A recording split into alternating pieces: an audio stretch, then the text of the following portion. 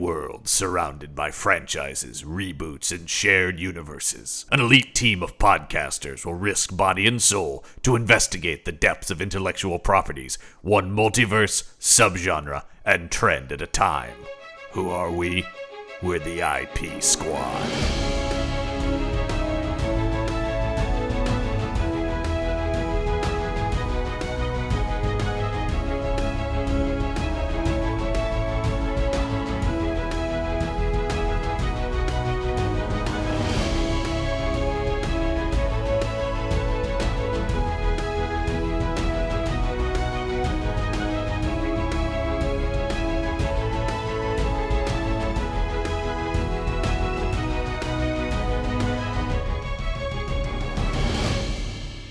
Welcome back to the IP Squad and our ongoing investigation into Sherlock Holmes films.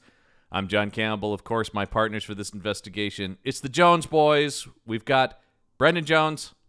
Hello. And Robin Jones.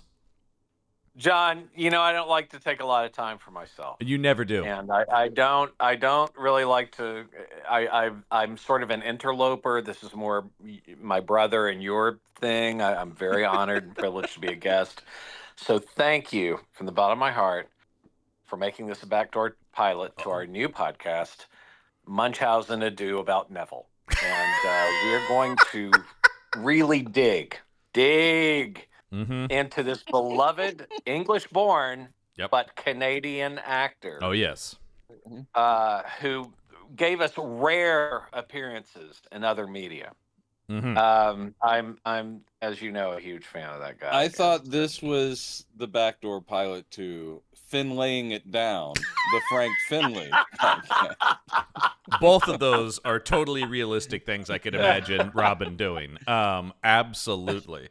And actually, I'm a little shocked. I thought this was our IP Squad where we were doing Jack the Ripper movies. You know what? Yeah. Hey, that would lead me to talk about James Spader in Jack's Back, so that's all that matters to me. Sure. I remember renting that. Early days of, because I was like, this sounds like a great premise. And then I watched the movie, I was like, well, Spader's great because Spader is a talented. Spader's great. Yeah, Spader is always great. But relevant. It's as relevant as that Star Trek episode. It's about the same level. Red Jack. But you know, again, anything that's John Fiedler in it, what am I not going to watch? Yeah.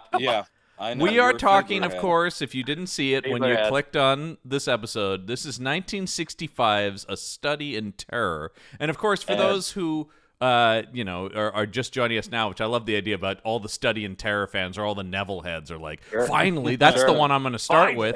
We are specifically doing one movie of each actor who played Sherlock Holmes. In this case, I believe this is Neville's only outing as the character. But in case you were wondering why we skipped like 13 Basil Rathbone movies, and that's a big reason why we're jumping so far from where we were, almost 30 years from where we were, on the last episode, is because basically Rathbone played it for a long time, and then he kind of went to TV because there's a whole 1950s television series of Sherlock Holmes. This is kind of the next big cinematic outing of Holmes. Yeah. Which is interesting that Rathbone made such an impression, and understandably, that no one else really touched it. Not really, no. That character, I mean, I'm sure we've missed some, maybe small Sherlock Holmes movies somewhere, but it's possible, but certainly nothing that saw major theatrical release. Yeah, till 65. That's interesting. And I mean, the guy had made such a cottage industry of it. What actor was going to, go? Well, there's no Rathbone. It is interesting to think about because now, of course, one of the reasons we did this as a season of the show is when we talked about this when we first started. Sherlock Holmes has the Guinness record as the most portrayed character in film and television. But it's interesting to think that for at least a couple decades, honestly, it was like, oh no, that's Rathbone's part. We can't. I mean, people would do it on stage, or like I said, that couple people did it on TV. But John, I believe Mr. Guinness has forgotten the portrayals of God and our Lord and Savior Jesus Christ. That's right. That's right. So maybe we need to call Mr. Guinness, and maybe we Sherlock need to Holmes is probably sick. a holy IP squad on just those. Hi, man. God, blessed, beautiful portrayals. In the words of Homer Simpson, greatest story ever told. In the words of one of my favorite Homer Simpson lines, God, he's my favorite fictional character. Anyway, yes, we are here in 1965 for a study in terror. The first, at least, that we're coming across, but certainly not the last, Sherlock Holmes versus Jack the Ripper movie. Right. People love this setup. The first fan fiction-y take on this. Yeah. As far as I know. Yeah, I don't. Well, I mean, you could argue, what if Holmes fought Nazis? You could make that argument. Yeah. With Rathbone. Well, I mean, it becomes a whole thing, obviously, especially Holmes being in public domain. I see books all the time of Sherlock Holmes versus insert fictional or historical villain here, right? Yeah. And you know, going all the way back to the Holmes Dracula file, which, you know, Robin and I both loved when we were younger. Well, that's such Fred Saberhagen, guys. If you haven't read them, pick them up. No, they're great. Good. They're very, very good. I've got a collection of that. It's great.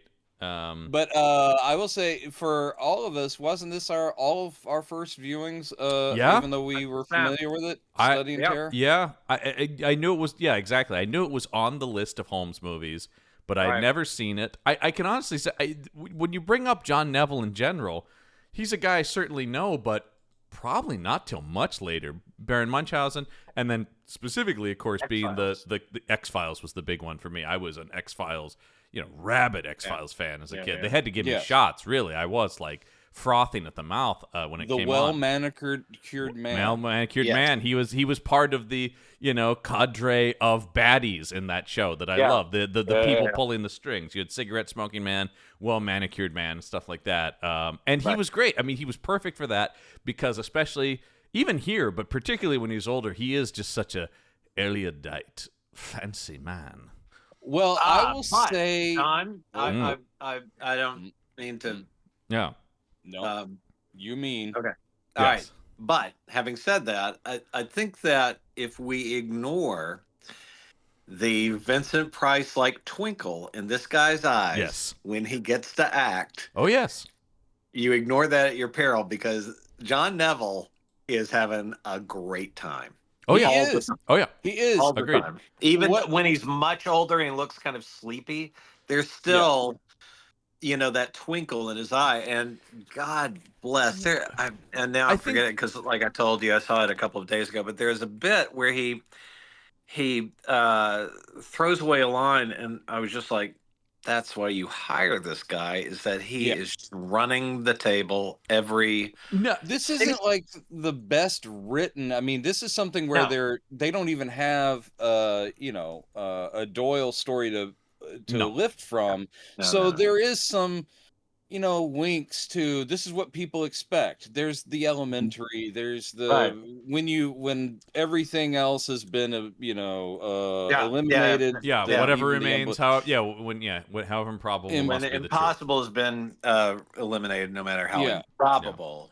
I mean, there's all these little and those are dealt with just fine, and he delivers. But there are some other lines that were actually quite good, including towards the end, sort of just a wrap up thing where he is casually tossing it off, and you're like, "Dang, that's awesome." To me, I think I wish he had gotten another chance because I think that he's not. Pro. It's like the material hopefully would have gotten better. I'm in 100% in agreement with you, Brendan. I think Neville is great here. I think the movie is okay. But I think Neville is really good. You know what this movie feels like to me, and it has a lot to do with the time period. Even though there is some hammerness to it, they're still so. I mean, they're dealing with Jack the Ripper. I do like the way the final victim, who is the scarred faced lady. No. The final Jack the Ripper real victim. It's Annie Chapman. No, she's not the last one. The one where they don't show her at all. They Polly Nichols? No. Kathy Edda? I'm now just reading character names from the cast list. Yes, but the thing is that she's on the all cast and crew. You have to go. I know you're on the IMDb. I have to expand this. Mary Kelly. There you go. Kelly. Adina Ronay. Oh yeah. Now that I see the picture, I remember. Looked exactly like what's her name from Boogie Nights? Help me out. Heather Graham. Yes, remember she played Mary Kelly in From Hell. Oh anyway, yes, of course. And unfortunately, we would have to watch that movie if we did the Jack the Ripper season. Which we're not doing. I know. But anyway, so the whole Great thing comic, is that bad movie. I liked the way they handled that one. That was the last official Ripper murder. That's and the one that we see horrifying. from the POV when it's like, "Come on in." Yeah, and it's like no like, human could do this. Yeah, Lestrade is having a stroke because the rest of the movie is almost quaint. Yes. With these murders, which were horrifying. How ghastly but they are. The censors of the day, they can't do them. No. Plus, but Brendan, having said that, that opening kill was a knife through the side of a throat. Yeah, but also that's not. I'm sorry. That's as violent as it was going to get, though. You think about you could do that, but you can't do a disemboweling, right? Weird that they could do that, right? Yeah. But still, also given the film stock, the coloring of the time. That's I don't know very if that's 60s. I don't know what the film method would have been called, but this whole thing it does. Yeah. No, it's in that 60s. Dated. It looks like a lot of stuff from this era. Right. It's actually very handsomely produced, and the costuming and all that stuff in that Hammer fashion. Yeah, but it looks like a live action Disney film. The thing that's so interesting to me is that this is a Sherlock Holmes movie that would be fine, but dealing with real life horrific murders and yet distancing it with there's ketchup and the lady who goes into the trough and gets stabbed and you're like, well, that's again not history, but and they're like, oh look, there's red stuff in the water. It's almost cute. There's almost a cuteness to Jack the Ripper. The other thing that I'm like, that is hard to get away from watching it now, right, is the fact that in a couple weeks we'll talk about the better Holmes versus Murder Jack by the Decree. Murder by Decree, years later, and it's much more gritty. And that's one of my favorite Holmes movies. I love Christopher Plummer, and James. I love it. James Mason. But I did enjoy this. This is totally watchable. And primarily because it is again packed with really good actors, including Dame Cutie Dench. Yeah, that's right. I'm calling her Dame Cutie Dench because this is the first. Is this her first movie? Wait, is this early? The title of Brendan's Dame Cutie Dench? You're specifically going to focus on the Dame younger Judi days Dench, of the Judi early Dench. Years of Judi Dench. I would love to listen to that podcast. Actually, here's the thing: I'm scrolling through her extremely long IMDb.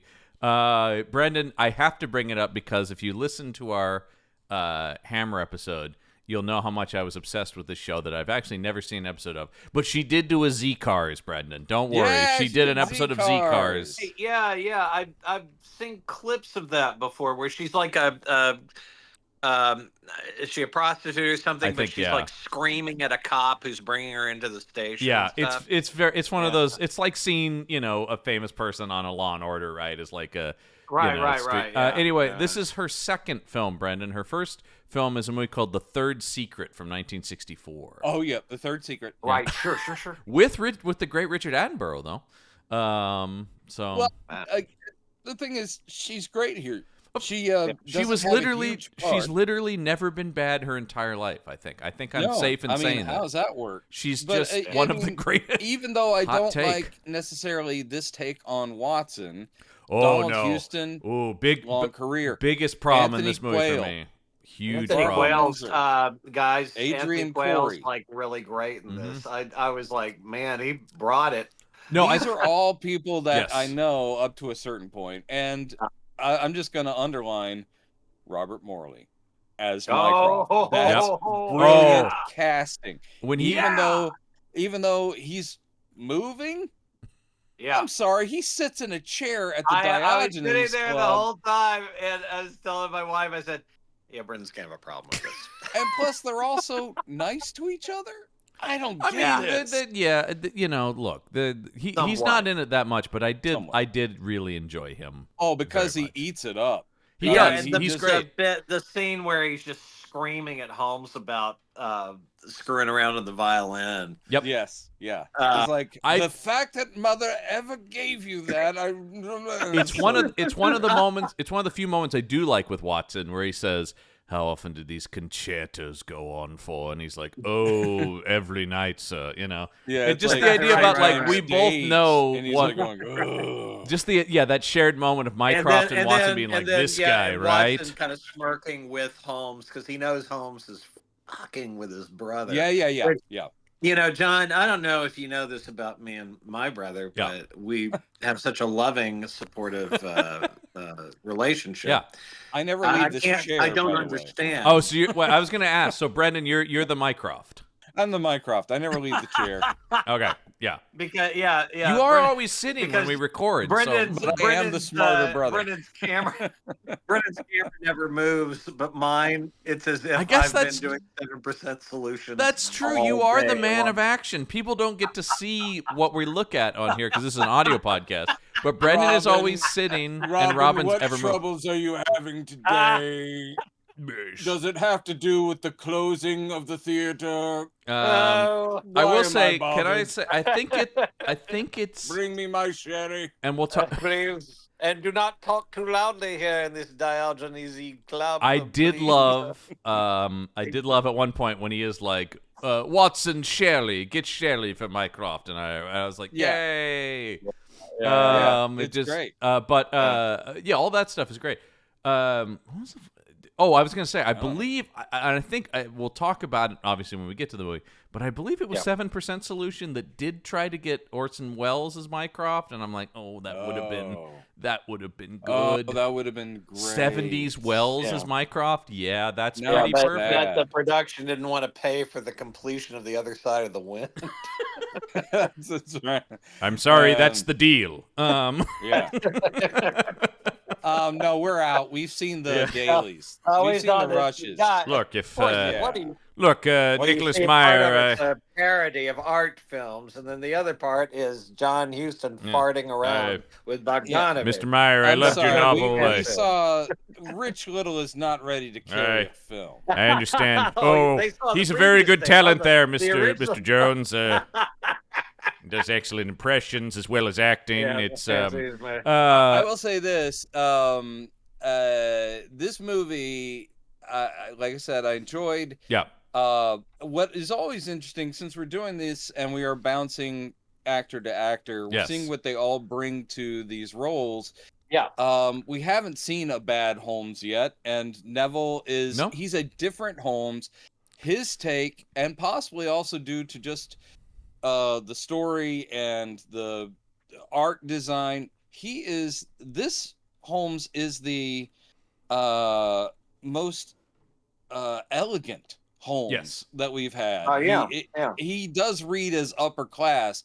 I usually like a Sherlock Holmes who he's sort of a boheme because he's completely unobservant and doesn't care about the social mores. This guy seems to have come from, very good stock. Yeah. But it's Watson, and I know that you're on the same page. Watson here, I think it's a worse take than the charming bumbler, because here he's real prissy. Yes. This is a prissy Watson. And I'm like, wait a minute. He talks about, yes, I served in Afghanistan. I'm a military surgeon. You get no sense of that, the though. Character. But you get no sense of that in his performance at all. Yeah, and he's just like, There is that one bit where they're both fighting people with their canes, and you're like, oh, okay. I mean, I'll take that. I that's maybe my favorite scene, surprising no one, when all of a sudden a blade comes out from Holmes' cane. You're like, Brendan knows that his older brother is down for a good sword cane. Yeah. And what was weird Same here. I'm right there with you, Robin. One of the coolest things. That and suddenly we hear dun dun dun dun dun dun dun. Wah, wah, and, wah, and Diana Riggs pulls off her bustle. Oh. She's in a cat suit. Yeah. Oh boy! Oh, Now we've got a McNeil picture. did Holmes, didn't he? Didn't McNeil? No, he was a He Watson. was always a Watson. Watson, yeah. Yeah. We'll get to that. We'll get there. With Roger Moore With Roger and Moore. her lead. Yes. We'll get there. Right. We'll be watching that one. You better believe we'll be watching that one because it's Roger Moore, who I love. Now one of the another man I that, have very normal heterosexual feelings about. Sure. Now, one of the things that Neville throws off in a very, but he knows it's an important line. But I love the whole bit where at the end, I mean, it's fairly clever mixing the real murders with the speculative. This is why and da da da da. They put some thought into the love, script, on that level. Yeah, I love the thing where Watson's like, well, it's a shame that we can't actually give Jack the Ripper to Lestrade and those guys, other than some ashes. And he goes, why can't we tell them who it is? And I just love Holmes he goes, there's no more Jack the Ripper. He gets the ashes, but we keep Jack the Ripper to ourselves. And it's just sort of like, oh, that's pretty badass. But I also like the way he waits for Mrs. Hudson to leave the room before they're like, now let's talk about who he really was. Mm-hmm. So that was all good, and there were plenty of red herrings. Get that gossipy housekeeper out of here. Yeah. She really didn't have much of a part in this. Lestrade, of course, Frank Finlay. Right. Hello, how you doing there, pal? Yeah, doing of serviceable Three work as Musketeers and Lestrade? 4 Musketeers. Yep. I was like, oh, I've just been watching you on my Criterion. Hey, buddy. Whoa. That's what I said. I went, hey, buddy. There he is. I know we're actually going to discuss the beats of the film. I mean, no, we don't do that here. Oh, really? Okay. Well, we don't go into them in extensive detail, but we will get to them. And the poster, the insane poster. The poster is a disaster. I mean, and it's boy, what a disappointment if you're going to see Wikipedia, the Batman of Sherlock Holmes movies with the Conan Doyle production company that set up the movie. Mm-hmm. Yeah, and they quote them saying it would have done great in America if they had changed the marketing, because it did fine in Britain. Britain did quite well in other places around the world, but America, they went a different way. Yeah. I mean, obviously the movie made in 1965, but clearly came out in the U.S., post the Batman show coming on in 1966. Right. So the idea that they really tried to portray this as, and we talked a little about this, I think, last week when we were talking about this, but the idea that it's actually, I mean, if you get rid of the sound effects, it's a cool image of him and the deerstalker and the cloak with the revolver. You still also want to get rid of "Here Comes the Original Caped Crusader."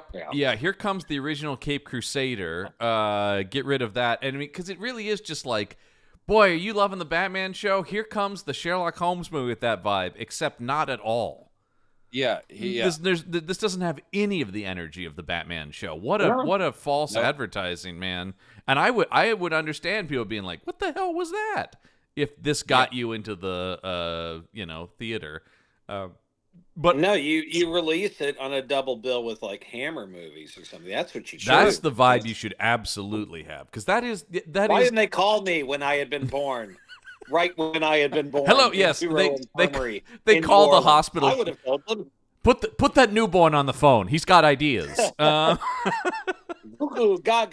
release it this way. Yeah. I'll tell you this, fellas.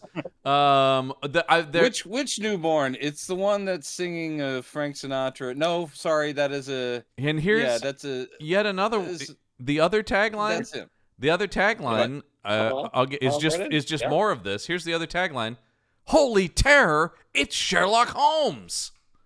Jesus God. I mean, just what they Burt Ward out doing TV ads for this? My God! I mean, what a weird choice to try. I mean, I understand, and for people who don't know, I mean, obviously people were rabid for that. That show was everywhere in culture. Yeah, for 2 years. And then it went away. Well, because it is sort of especially at that time.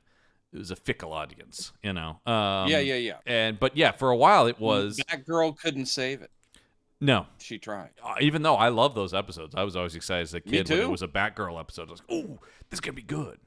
Because it's not like I don't think the quality of the show ever dipped. It was just people were like, "We get it." Yeah, we've been there. We've done it. I would argue that when they brought in Batgirl, they somehow lost the money to do the sets as elaborately, so they had a lot of stuff that took place in front of a black backdrop.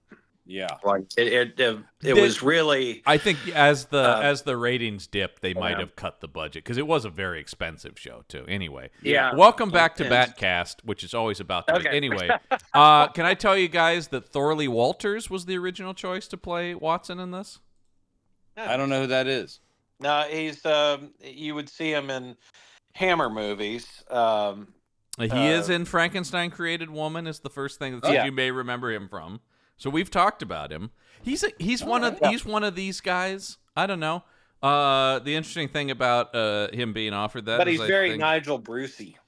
Yeah, we're gonna see him in a couple weeks playing Watson. He will play Watson several times, actually. All right. Thorley Walters will return. Yeah, don't worry, folks. We'll get Holy there. Holy crap! Looking at the trivia, I had no idea that Frank Finlay will return as Lestrade in Murder by Degree. Isn't that so interesting? Yes, that's so interesting. Literally in not the same story exactly, but similar ground. Wow. Yeah, Finlay. Do you think he just walked in with a reel of film and just said, "All right, fellas, here we go"? Well, here's an interesting thing too. They wanted Robert Stevens to play Sherlock Holmes in this, and he'll be Sherlock Holmes in the movie we're watching next week. So my mind is melting. I just love the idea though that there was just like a list. Stevens' dad? There's just like, but was there just a list of like, here's guys who could play Sherlock. He said no, cross him off, go to the next guy. But then when they made the next movie, you just start again. There's always a list of similar people. Every time Bond gets recast, it's like there are people that everyone is all agreed, oh, he'd be great. It's like and then they stay on the list forever.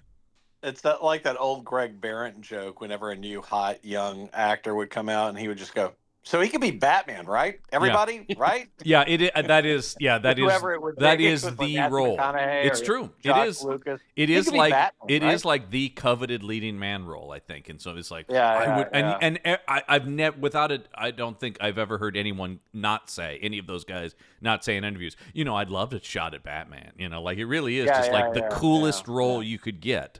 I would love to play Batman. I even just saw David Corenswet going. They were like, if you weren't playing Superman, who else would you want to play? Because I'd love to be Batman. It's like, of course you would. Everyone wants to be Batman. It's the coolest part I want to be Christopher Chance, the human target. Oh, you know what though? I would love the person. Batman.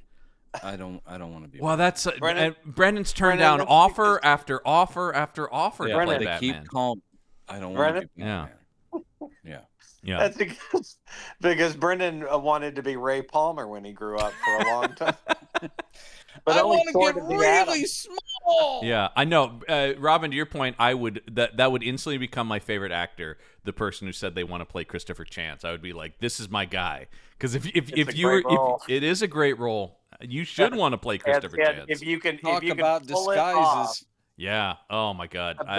Because it has to be that combination. It can't be, because the way the comic book was designed, he's supposed to be like Roland Hand, from Mission Impossible, the TV show. Look, if you're listening to our episode about the John Neville Sherlock Holmes, you fucking know who Roland Hand is. Oh, snap. But that was the original. Was What If Batman Were Roland Hand, essentially, because he has a similar origin. Absolutely. And doesn't wear a cape. Which is why Mark Valley was the perfect choice. Yeah. I actually did. The first season of that show Mark was pretty Valley good, show actually. Was really good. Yeah, I liked it. Yeah. Really solid. Yeah. Anyway. Okay, so back to this movie. Can I say Jack the Ripper? Well, can I just say, back on the Mycroft point, this is actually the first film appearance ever of Mycroft Holmes in anything. He was never in the Rathbone. Showed up. No, I didn't know that until I just saw that right now. But yeah, never. That is surprising though. Rathbone made 14 of those, and they never got around to a Mycroft. You would have thought every side character would have shown up. I can think of almost every actor who played Nero Wolfe in a 1930s and 40s movie.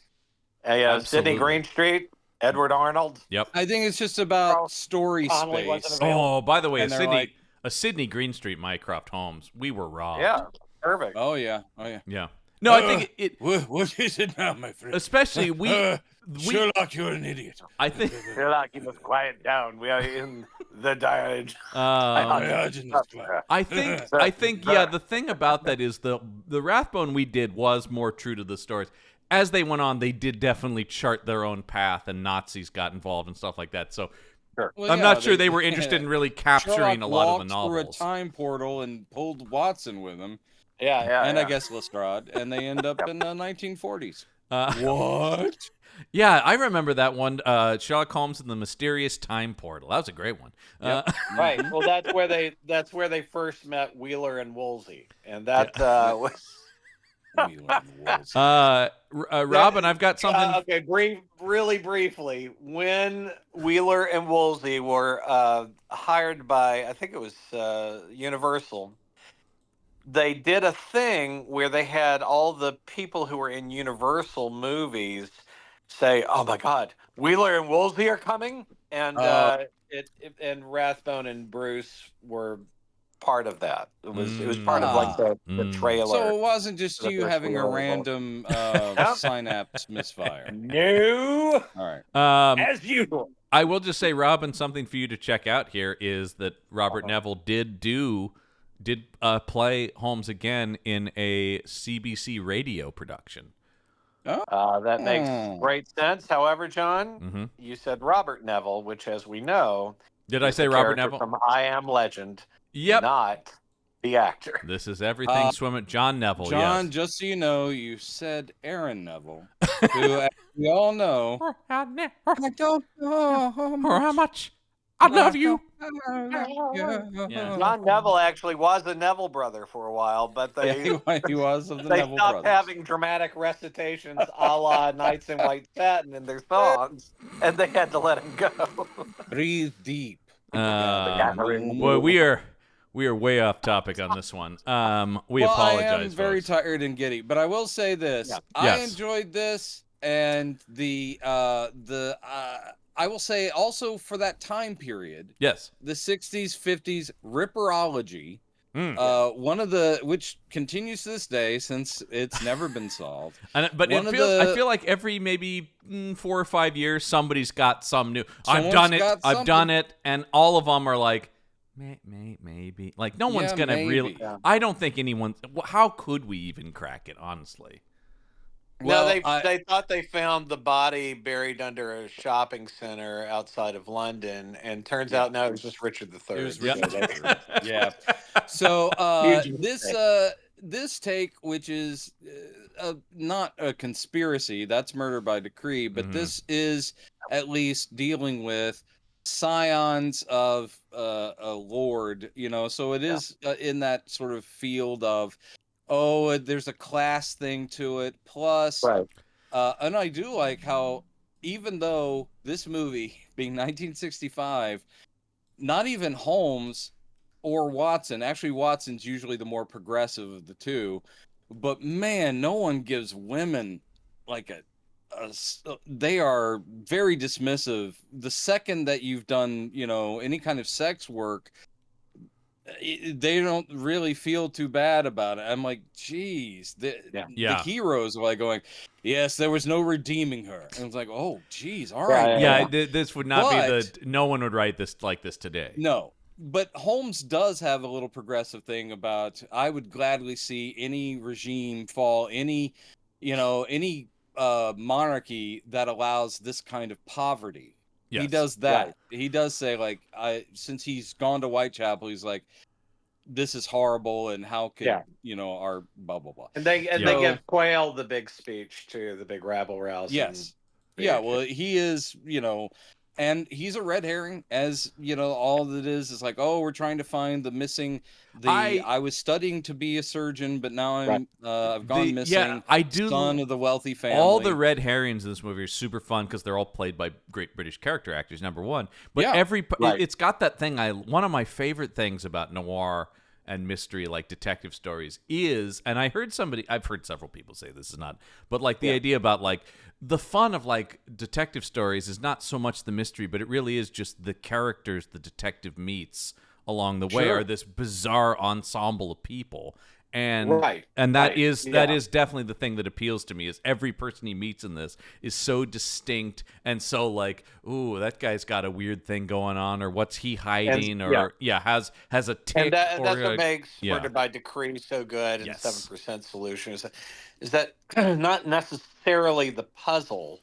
Right. If the puzzle's great, that's like, kind of gravy or icing. Yeah. It's the colorful ensemble that is in the thing. Just the fun of Holmes and that's why The Last of Sheila is one of the greatest films ever made. I like that movie a lot. I will agree. I do too. One of the greatest films ever made. I'm not willing to go that far, but I agree with more than your "It's a Mad, Mad, Mad, Mad World" obsession. It's Mad World is the #1 greatest film ever made, Brendan, obviously, and Last of Sheila is #2. So I don't know what you're talking about. This movie has Holmes being brilliant, but Holmes does get he gets things wrong in this, which I think is kind of good. He's sort of surprised, like, where are you hiding this guy? And it's like, well, he's right here. He's, he's got brain damage, and I love that moment where he's pretty sure. What? Yeah, I do really like that moment. That really throws him for he's pretty sure he's got it, right? He's put together all the stuff, and then you've got the guy, the surgeon guy, just being like, I am telling you, I am certain it is not him. He's like, how could you possibly be? And it's like, all right, by the way, come with me. Spoiler alert for our listeners, turns out to be his brother. Yeah. Oh, yeah. God. This is a movie about brothers. You get it? Boy, and I got to say, what? Is there a more hammery moment than when he meets the woman and she turns and her face is burned? It's like, is this what you were looking for, Mr. Holmes? Right. Love that so hammery. Adrienne Corey. Yep. Wonderful. Right. She's been in a lot of stuff. Yep. But I love the fact that she does like the ugliest woman in London and turns around and it's, it's decent makeup for the day. Yeah. But it's some scarring. She just looks like a woman who's scarred. Yeah. And literally Watson gets out of his chair and turns his face. You're a doctor. Watson, come on, dude. John Watson's a doctor. You haven't seen worse than this. A military doctor. And he's like, oh. You were in a war zone. Not the wartime injuries in the moment as you were.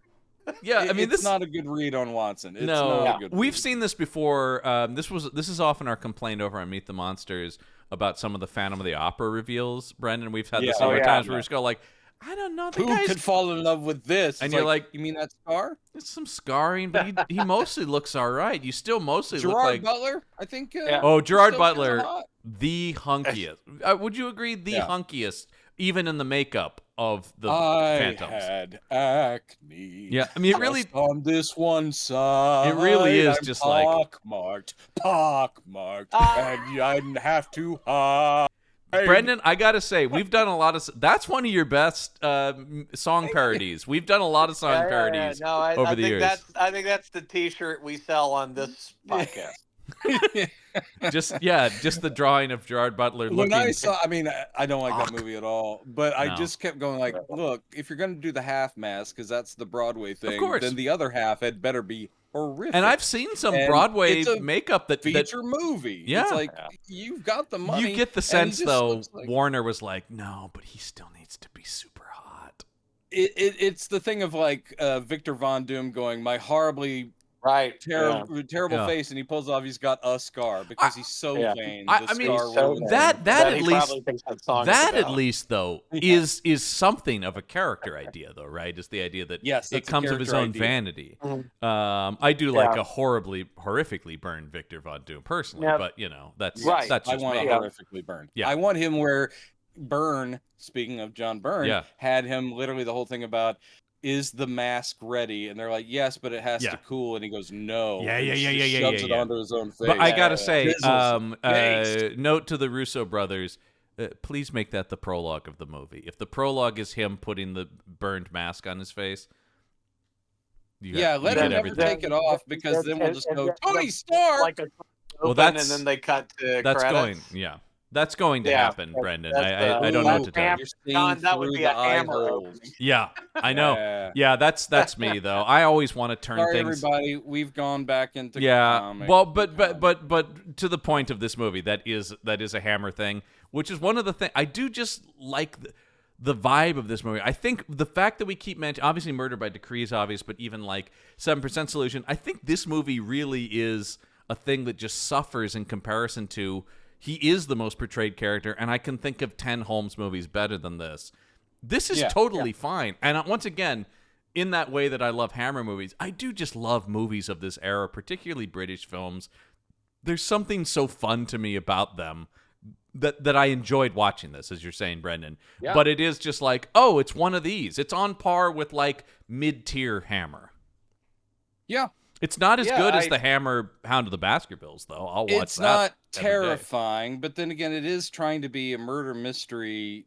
So it's leaning on the mystery part. When Jack the Ripper strikes, a lot of times we don't see it. And also, I will say, POV, because of the period and what they're going for, even the streetwalkers, all of the classic Ripper victims, and they did enough research that some of that all kind of lines up, including the one that what's her name, who's the famous Va-Va-Voom actress in this, what's her name, Barbara Windsor.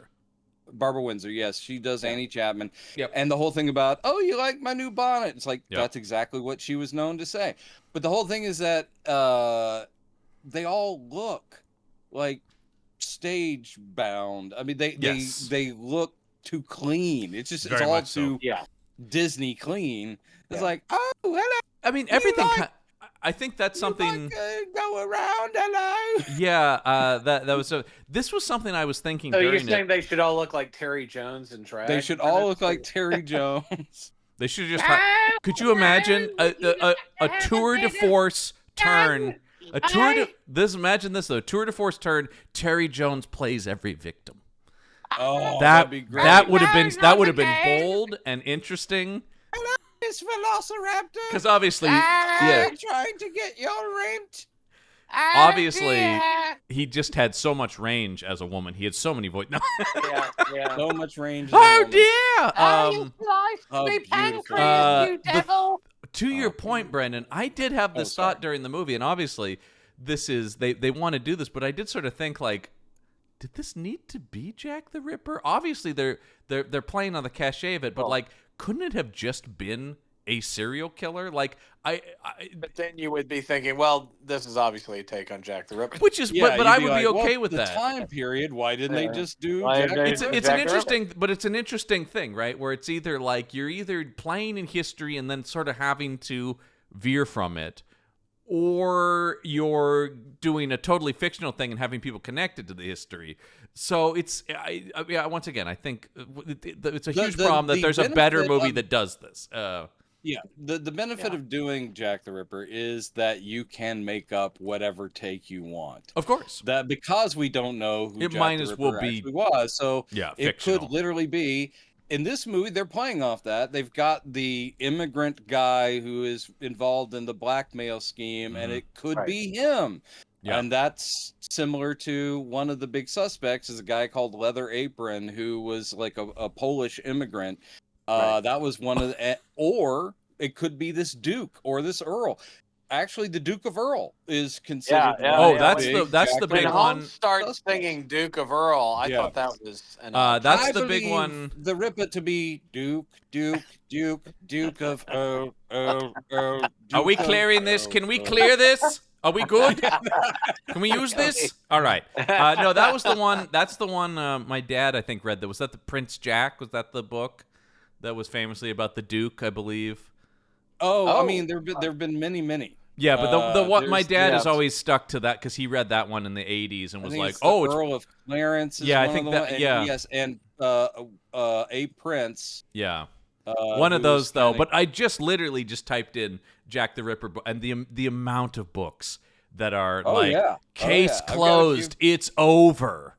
You know Well, that was the Patricia Cornwell one was literally called Jack the Ripper case closed. Yeah. because we did DNA profiling off the letter that he sent to the and the whole thing is just the envelope. Yeah, and you're like, yeah, but the letters may not have come from them at all. Yeah, no, from the actual killer. That's the thing that gets me too about the letters. I do like the use of the letters in this, and I do like the way Holmes is like, this terror will not. He's like going. You notice he keeps saying my work. Yeah. That means that this is a guy of leisure because he doesn't have a job. You're like, oh, okay, all right. Yeah, all that stuff too. I also love once again, all the Neville stuff is great and he plays it so well. I love the moment near the end of the movie when he's put it together, but he's not telling Watson yet, and it's just like, no, it is not yet time to reveal the Ripper, Watson, you know? Yeah. That moment will come, but not He's just like, yet. I'll tell you, but not right now because I'm Sherlock Holmes. Honestly, I kept thinking that they were throwing it to the brother too much, and so I was like, I told my wife, I said, what'd be interesting is if it turns out to be the father who's pissed about everything that's happened, that he's the one going around. Let's be honest, it could have been anyone, right? Like, it could have been any of them, really. They could have. The way they just misdirect by having the brother be somewhat sympathetic and handsome with a very period appropriate hairdo. No, he looks like James Darren. Of course. It's still 1965, Brandon. What do you expect? He looks like Montgomery Clift with yes, very much so. But them trying to pump up the sort of like obviously the drama of the reveal.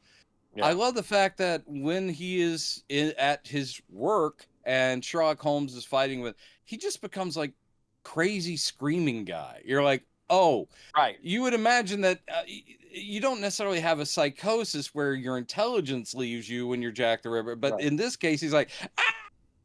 And I'm like, maybe he'd be like, Holmes, stay away from me. I have to finish what I'm doing. No, they just have him be like, I'm not. And that's a direct quote. That is from the script. I'm nuts. I did love clearly old friend. The last scene of this movie that definitely, I don't know if they were actually thinking about franchise, but I love the ending of him getting the hat and just immediately going, well, it's a hat that's 3 years old. And then it's just like, what's in the game is afoot. And you're just like, back as the credits roll. Yeah, it's nice. It just begins again. He's on to the next Watson, thing. And they allow Watson to have this kind of, here we go again. Yeah. Oh boy. It is in the trivia never ends. that is actually the beginning of the adventure of the Blue Carbuncle. So this would be rolling right into that. That's like I told you, Brendan, as a fan of the Perry Mason novels, I love that at the end of the first season of the show, it's the case that begins the first novel comes in. The person presents him with the case that is the first novel.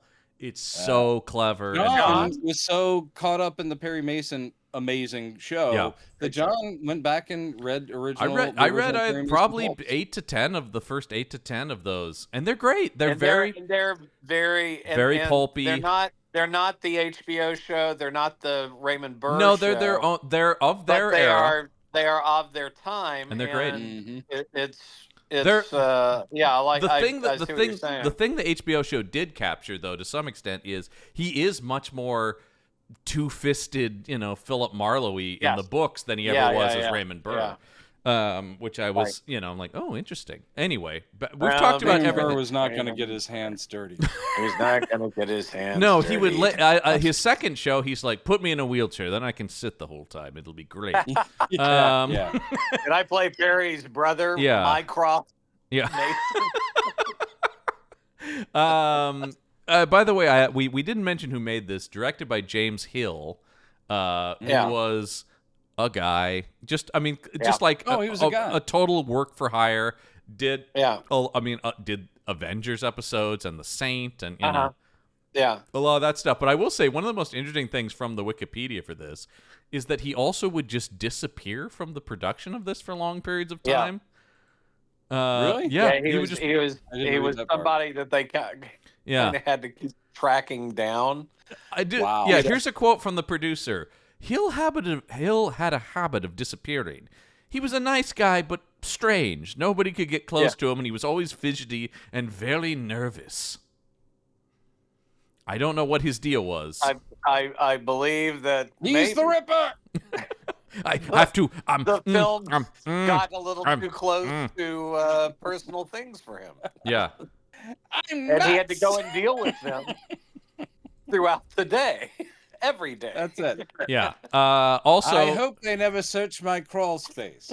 Anyway, back to filming. Back to filming. Mr. Neville, I insist on holding the camera myself during the POV shots of the Ripper.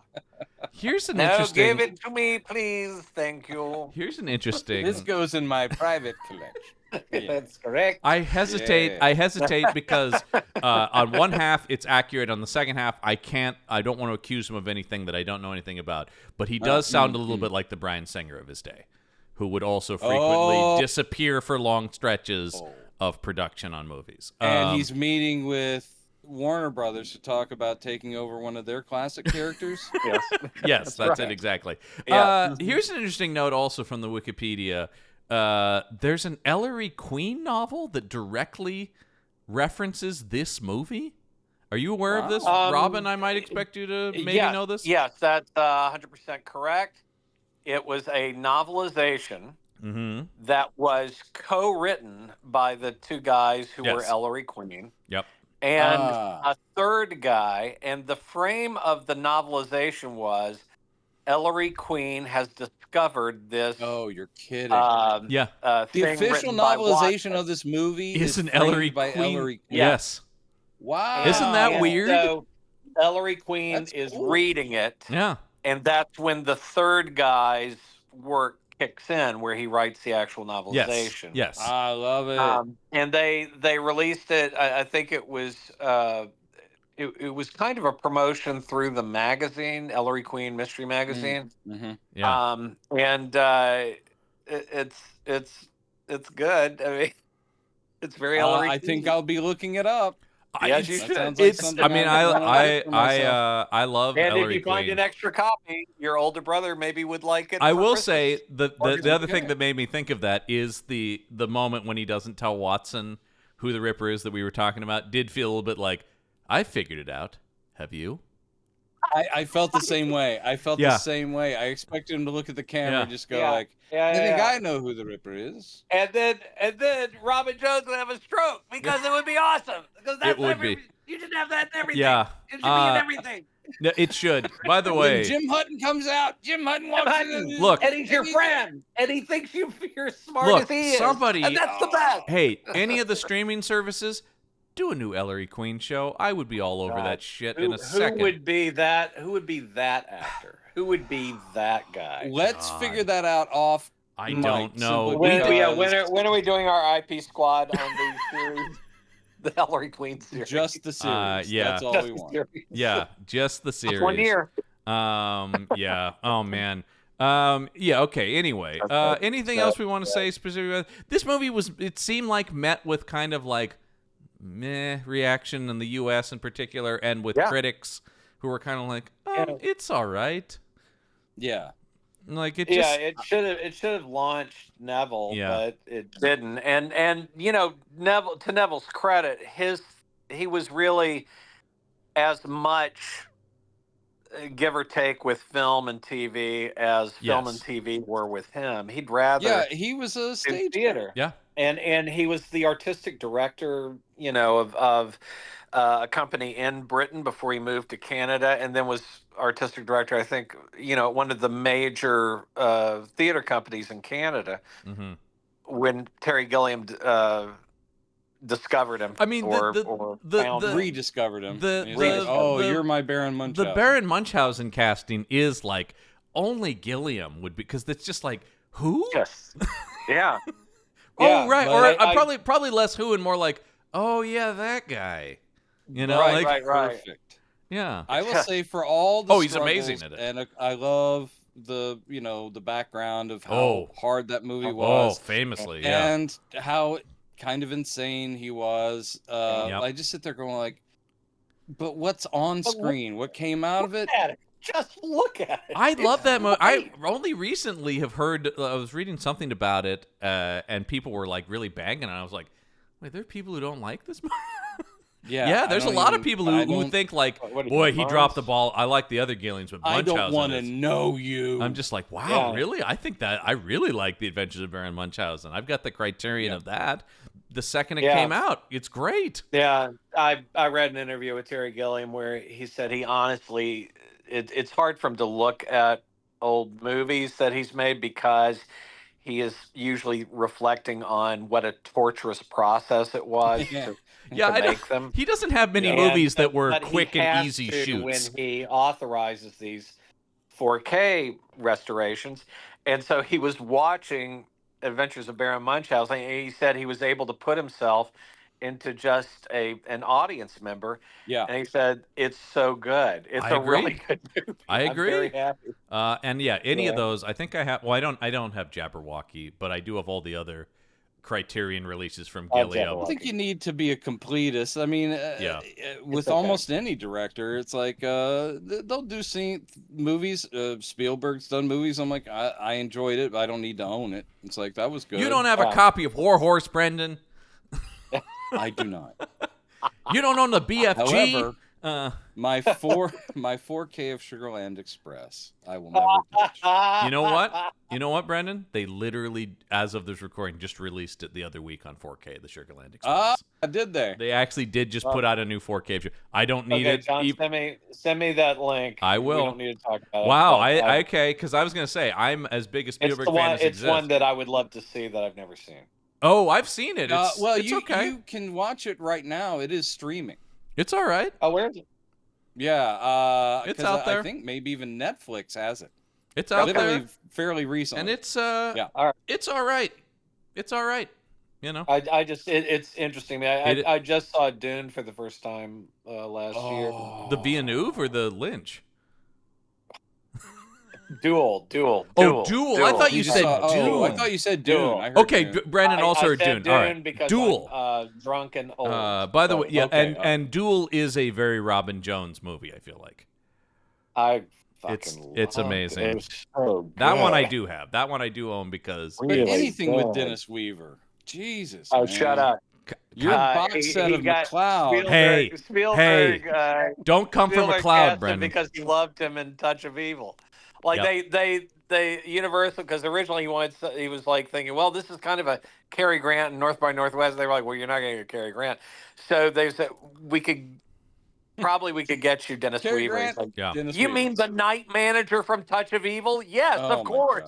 Oh my God. Well, you saying Spielberg's some kind of like nerd for movies? I've never gotten that sense from him. Yeah, anyway, no, I've never gotten that read on him. All right.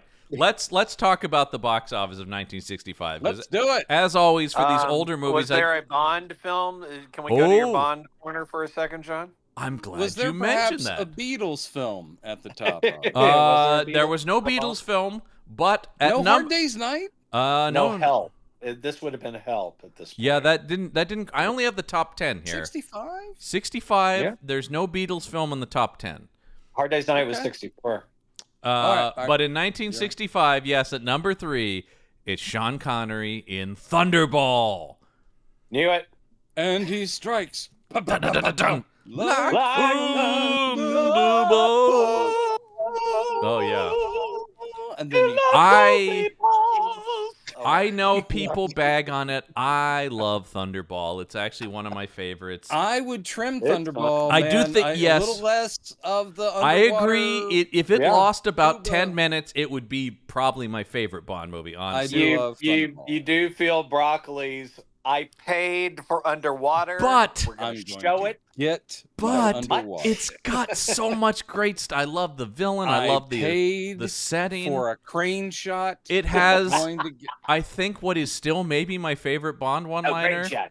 Maybe my favorite Bond one-liner is when he shoots the guy with the harpoon gun and says, I think you got the point. I think you got the point. And also just the way he does it. He's macking on a girl and just casually leans over and impales a guy. And I'm just like, I like that a person in his 30s just said macking on a girl. Macking on a girl. Macking on a girl. And that's Claudine. What's her name? Claudine Auger.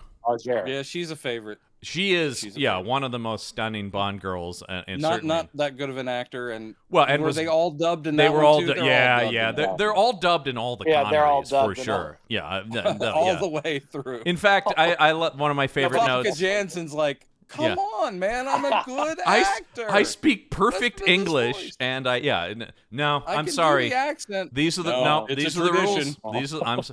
No, my favorite thing, and I've mentioned this before. We got this guy. The first 3 or 4 movies, it's literally the same woman dubbing all the Bond girls. Oh, wow. They just this one. It's really weird. Anyway, sorry. She was also Sylvia Trench. No, Sylvia Trench was that, but she was Honey Rider. Sylvia Trench was Eunice Gayson's own voice. They didn't dub her. Oh. Anyway, sorry.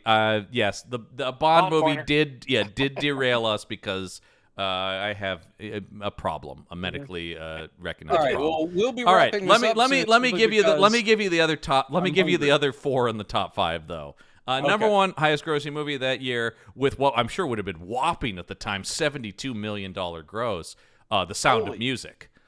Obviously, Hills Are Alive. And then, of course, another massive movie and hit, Dr. Zhivago is at number 2. Yeah, I was thinking Zhivago would have been one of them. Yeah, although, I mean, look, it's beautiful, but, man, I find that movie boring. I'm sorry to the fans out there. Well, you're a youngster that was raised on Jean-Claude Van Damme films. Yeah, and Thunder. But as I talk lovingly about how much I love Thunderball. Yeah, it was really all my modern movies. And then I will say the last 2 movies are actually, I didn't even know they came out the same year, but they're 2 movies I sort of think of as being similar to each other. And that is at number 4 is Those Magnificent Men and Their Flying Machines. And at number 5 is The Great Race. And I kind of have always linked those in my mind like as similar kinds of movies. As they're the same movie. Yeah, basically. I mean, there's Magnificent Men, Great Race, and there's like 2 others that are like that. But I just like it's so later. Funny. They came out the same year. They made about the same amount of money. Like Mad World kind of ideas. Mixed with a period of like Around the World in 80 Days. They're really trying to like do these sort of big epic roadshow comedies with 85 stars. Yeah, right. And the problem is they're not Mad World guys. It's the best. I mean, I'll give you this: Mad World is better than either of those 2 movies for sure. Thank you. Yeah, 100% agree on that. But I'll just say it is always interesting when I go back and do these older box offices, just how varied movies were, right? Like, I mean, you look at that, those are all very different movies, except for those 2 at the end, obviously. But then even going into the top 10, you've got That Darn Cat, Cat Ballou, What's New Pussycat. Really weird that those 3 are in a row and all have cat in the title. They are not related. They sound like they are. But then you've got a Jimmy Stewart Western with cat movies. Jimmy Stewart and Shenandoah, which is very old school Western-y. And then at 10 is Von Ryan's Express, a World War II adventure with Frank Sinatra. So it's great. No, I love Von Ryan's Express as well. But it's just interesting. People were kind of going to all kinds of different stuff in the 60s, which is not really the case now. All right. And I'll just say quickly, my favorite bit of The Great Race is the Prisoner of Zenda spoof that they do in the middle of it. God, I haven't seen it in forever. I can't. I mean, I certainly love a Jack Lemmon. You lost me. Lemon shows up as Professor Doom, and the ruler of the country looks exactly like him. He's played by Lemon, and he's a drunk lunatic, like child. Lemon gives him this kind of laugh, and then Ross Martin's the James Mason from Zenda, and it ends with a big pie fight. Okay, that's right. But that's what and it's we're like literally about.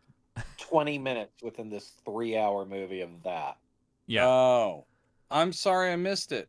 I probably did see it when I was a kid. I don't really remember. Watch that 20 minutes. It's fine. Okay. All right. Let's finish up as always with some highs and lows. Highs and lows. Yeah, Brendan here to make the hey. All right. This first one. Here's our high. Comes to us from Lucy R. Fisher, who writes. Hey Lucy, how you doing? you doing, Lucy? Carrie Fisher's sister, half sister. I think that's exactly right. No, this I think this speaks to some of what we just said. What the title is should have been a series. Here we go.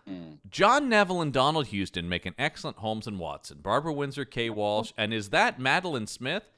Is it? I don't think it is. No, she's not in it. Yeah, I think she thinks that the woman who plays Mary Kelly, who's a sexy young lady, looks a little bit like Madeline Smith. You know what I like is she's literally. I know a Maddie she's literally Smith. on. What I love about this is she's literally on the IMDb and could look, but it's just like I'm just gonna throw it out there. Maybe it is. I'm not sure, but I'm not gonna bother to look and still publish this review. Literally, you could click one click and figure it out.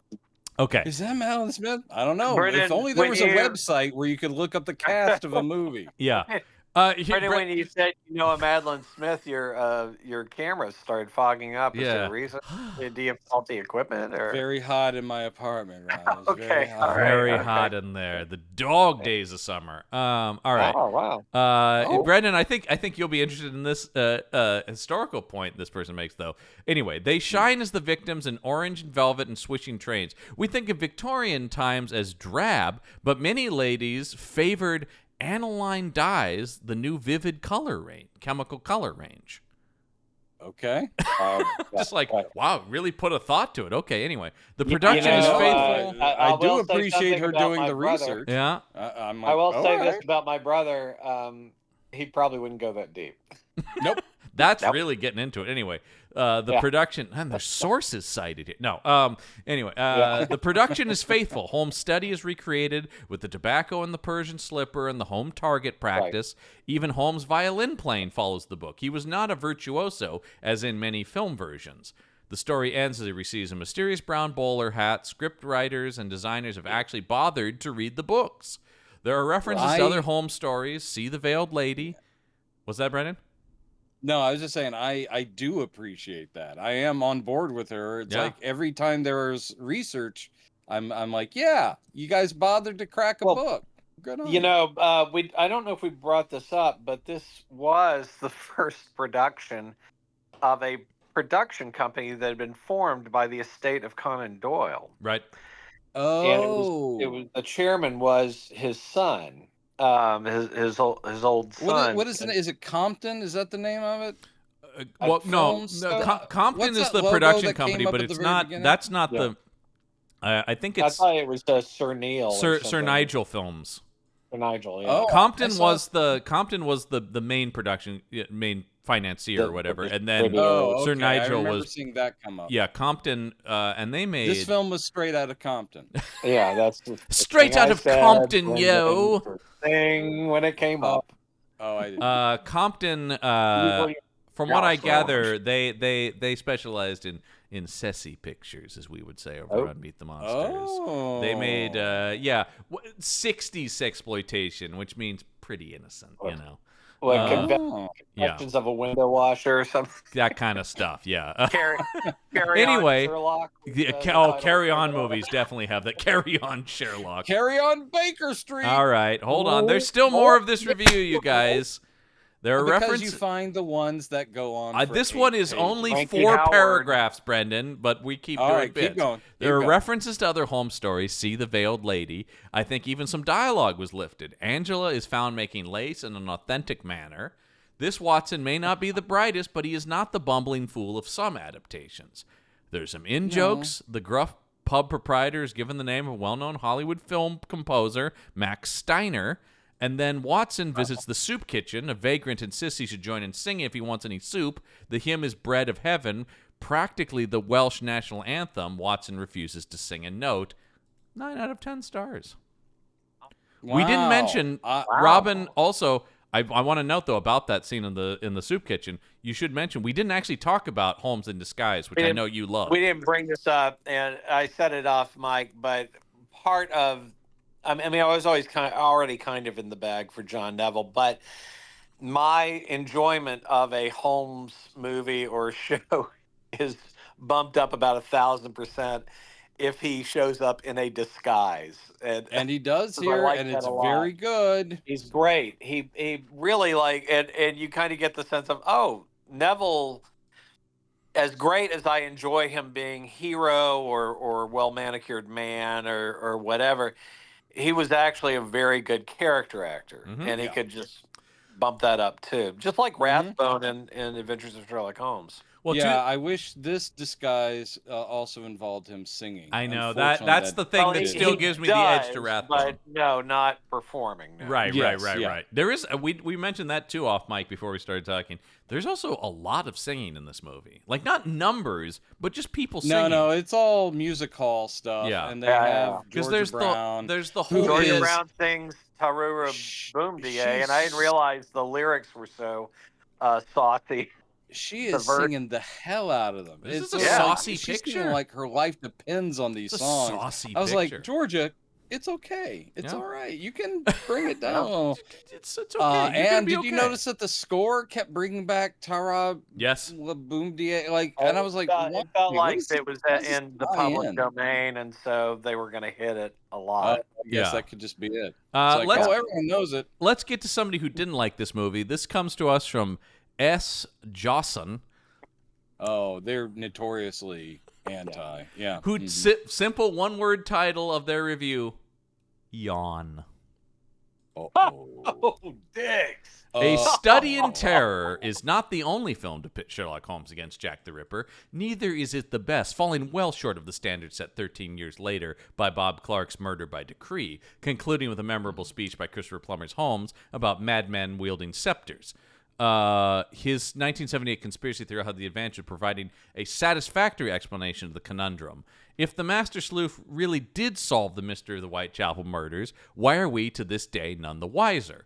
The earlier effort is a mixture of lurid exploitation piece with Babs Windsor among the body count of murdered prostitutes doing her tart with a heart acting and stodgy social commentary. Represented Anthony Quayle's po-faced pathologist denouncing the degenerate morals of the East End. The murders have something of the voyeuristic nastiness of Michael Powell's Peeping Tom, but with the self-reflexive twist of a filmmaking murderer. But the pub scenes, on the other hand, do conjure up a bit of atmosphere of bawdiness with their raucous music hall singing. The plot, such as it is, hangs on the Ripper's surgical skills, the estranged son of an upper-class type, a burly publican, and a woman disfigured in an acid attack.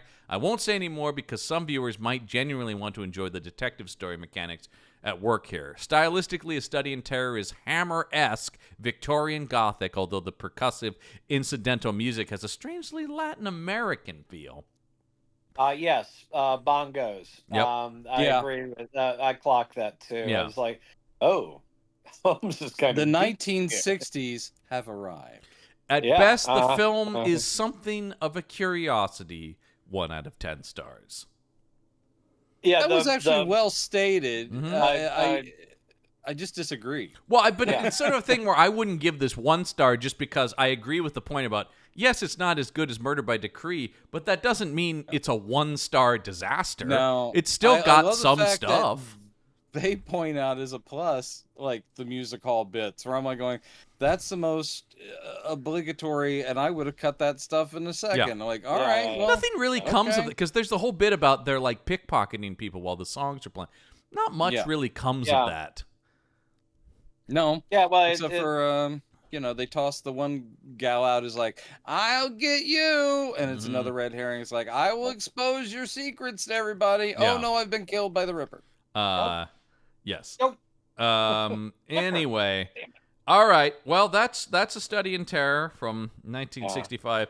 Of course, now feels like a good time to mention our Patreon page, because if you want to hear about a Holmes movie we're not covering on the main season here, if you head over to our Patreon page, we did a whole series of Peter Cushing reviews where we did talk about his Hammer-produced Hound of the Baskervilles. We will get to a later Peter Cushing Holmes movie in the season, but if you want to talk about Cushing in his prime as Holmes, you're going to want to head over to patreon.com/punchup, and that's punchup ENT. Get cool exclusive bonus content as well as help out all the shows on the Punch Up Entertainment Network. So check that out. We go off on tangents. Oh, if you think there are tangents on this, oh boy, yeah, you'll find out everyone who was ever on the Avengers for sure. Yeah. The Bond corner becomes the Avengers there was corner. Iron Man and Captain America. There was Thor. He's a god. Yeah. There was Brendan, an Ant-Man. actually, Brendan, we're talking about the Steed and Mrs. Peel Avengers, and then I do like the idea that when people What were talk, their powers? yeah. One guy had an umbrella. Yeah. I think you mean a brawly. Anyway, and he had a bowler hat, and the other lady knew judo. So she was very pretty and nice. Yeah, All and right, she they did a lot like of flippy saying people. things that were kind of sexy to each other. And of course, you want to So- check us out. You want to head over to our YouTube page as well, youtube.com/@punchupentertainment. Like, comment, subscribe, ring that bell for notifications, all that good stuff. Ding ding. What's next week? Next week, we've seen a lot into what Sherlock Holmes does, out in public, his public life. Yeah. Sure. I think it's time we take a peek at the private life of Sherlock Holmes. What? Oh, That's right. this had the alternate title, Carry On Sherlock. So, That's it. That's right. Yeah. This is the one. Younger viewers should be. No, cautious. this movie was also known as Whoops Holmes. So 1970s. I have seen this, makes but sense. not for quite a while. From the great Billy Wilder, directing The Private Life of Sherlock Holmes. I'm going to give you the tagline, but hold on as I take a breath because it's a fucking novel. It's one of these taglines. Here we go. Wow. What you don't know about Sherlock Holmes has made a great motion picture. Everybody knows about the lightning-quick mind, the dazzling wit, the magnifying glass. But what about the little glass vials he so cunningly kept hidden? And what about the security blunder that almost cost the British Empire its navy? And what about the woman who spent the night with him? Billy Wilder's The Private Life of Sherlock Holmes. Anything but elementary. Yeah. There was also a sub. who knows tagline. about his onesie with the little foot? I know. It is one of feet on it. How long could that have gone on for, right? And who else knows? And What about his collection of men's fitness magazines? And what? He never talked about those, his did he? mom- Oh, Billy Wilder's going to tell you about them, though. his All fondness about for the circus dwarf. But yes, this is one I remember seeing and liking, but once again, haven't revisited in a long time. I will never Probably pass up an seen it opportunity to within the watch a last Billy 5 Wilder years. movie. Yeah, I will say we get the aforementioned Robert Stevens is now playing Holmes, which he was considered for this. We also get Christopher Lee in this one. We baby. do. Yeah, Mycroft. Yeah. As Mycroft. And Colin Blakely. Yep. I And think Clive Revell. the redoubtable Clive Revell is. Clive Revell, the original voice of Alfred for like 3 episodes on Batman animated series before they dumped him. Yes, and also the original Emperor. Yes. And also, I love the idea that he's got a lot of fame amongst like Comic-Con circles for roles that he was then tossed out of. Yeah, but those of us who love the original run of Columbo know that he was the final murderer in the 70s. Oh, in the classic originals, run. yes, indeed. Oh. Because the actual, weirdly, to bring it all back around to that Perry Mason discussion, the actual very last Columbo murder was Perry Mason himself, Matthew Rees.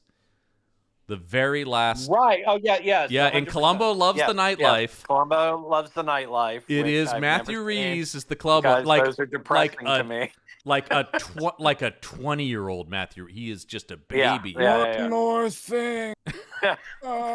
He's still great. I will say the problem with that one is, and this is what people tuned in for. The problem with that one is the production of it really tries to make it very 21st century. Falk is Guys, still all I can awesome. say is Poker Face. Is the All I best. can say is we got Justin Theroux doing a Columbo bid. Columbo. Yeah. It's all I need in my boy. Do I Yeah. love that guy? Another guy that Anyway, I have great love I for, know, Justin I Theroux. know. Anyway, we that Private Life of Sherlock Private Holmes. Life of Sherlock Holmes will be next I week on the be show. Trying to. I wonder if you guys are as well. It's notorious for having several different cuts. So I think we're all. Ooh, gonna I be don't. like, I watch own a copy of it. I don't know what that cut the is. longest cut, which would be the Billy Wilder or closest to the Billy Wilder. Oh, Well, that's a I'll good look for it. question. I'll have to look to see what originally, yeah. You guys get to hear logistics on the show. Yay! But anyway, People tune in for that. Next week, we'll learn about the private life of Sherlock Holmes. But until then, the case file is closed.